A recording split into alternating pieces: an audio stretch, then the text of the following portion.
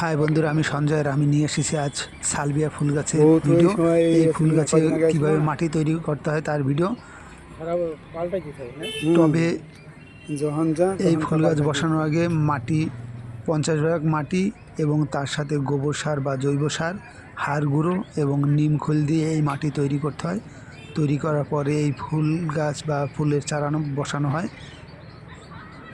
তবে এই গাছ ছোটোবেলার থেকে নাইট্রোজেনযুক্ত খাবার বেশি পরিমাণে দেওয়া দরকার, যাতে গাছটা তাড়াতাড়ি বড় হয়। এবং তার সাথে মাঝে মাঝে লাল পটাশ মেশালে গাছগুলো খুব সুন্দর এবং ঝাঁকড়া হয় এবং গাছের গ্রোথও বেড়ে যায়, ফুলগুলোও খুব সুন্দর হয়। দেখো যারা মায়াপুরে আসেন এই বছর অবশ্যই কত সুন্দর ফুল ফুটেছে।